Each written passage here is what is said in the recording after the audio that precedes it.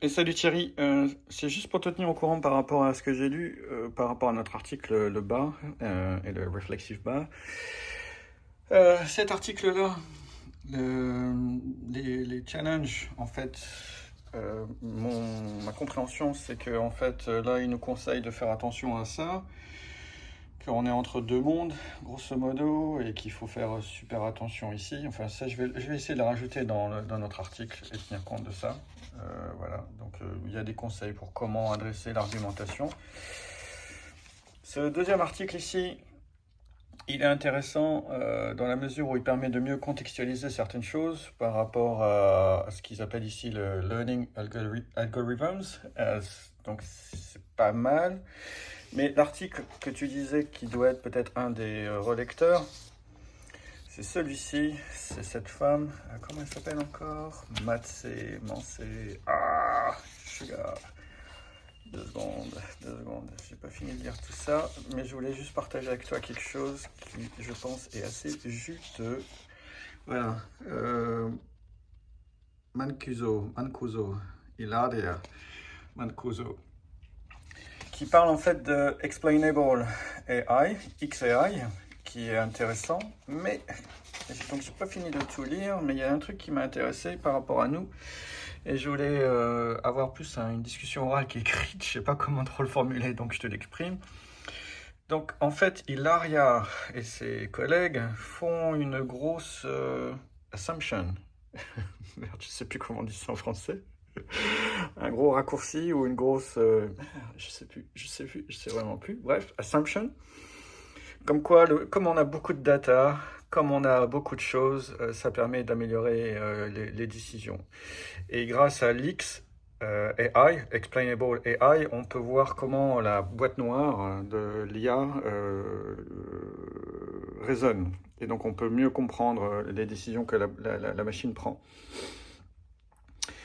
Et en fait, quand je lisais, même si j'ai pas encore fini, je me disais, il y a un truc qui me dérange, il y a un truc vraiment qui me fait chier dans cet article, mais qui est vachement bien pour le nôtre. C'est que grosso modo, en fait,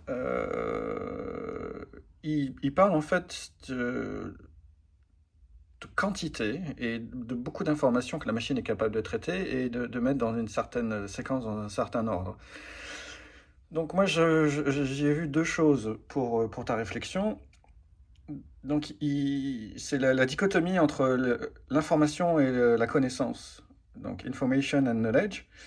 Et donc là, tout l'article focus sur le fait que l'XIA permet d'avoir beaucoup de choses et de les mettre dans un certain ordre et on peut comprendre dans quel ordre ils ont pris. Mais ça ne veut pas dire que ça crée du savoir, ça ne veut pas dire que ça crée du knowledge. Et donc là, je me disais, c'est peut-être un truc qu'il faut remettre en contexte par rapport à Mashlop. Cette notion-là en fait, d'information dans une certaine séquence ou dans une certaine série, dans un certain ordre, contre en fait le savoir et l'interprétation, le sense-making du processus.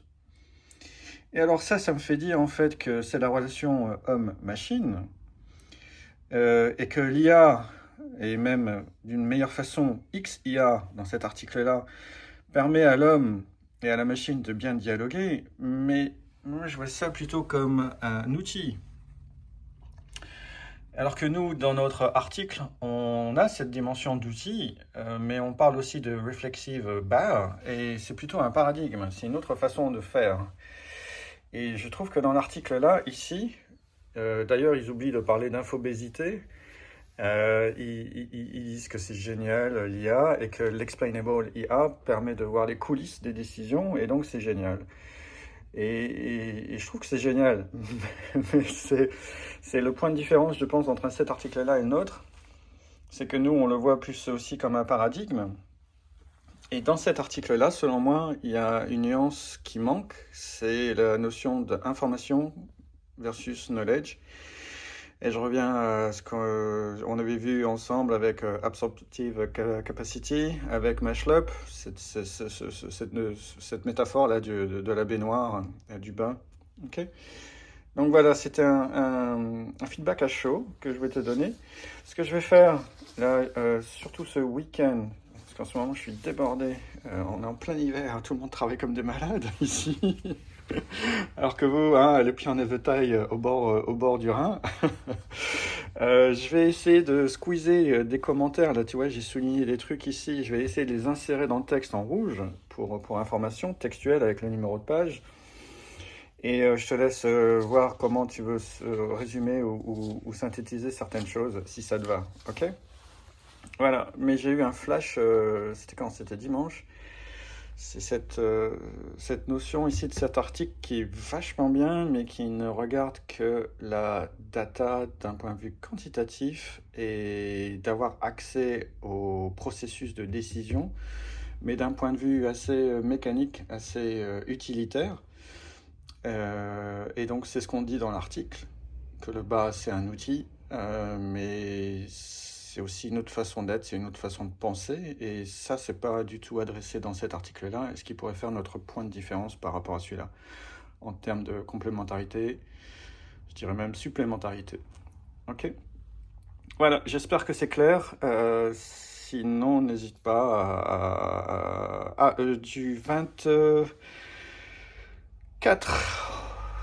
on va dire le 23, samedi 23 jusqu'au samedi d'après, jusqu'au samedi 30, je suis à Tokyo et j'ai même prévu un déjeuner avec Hajime.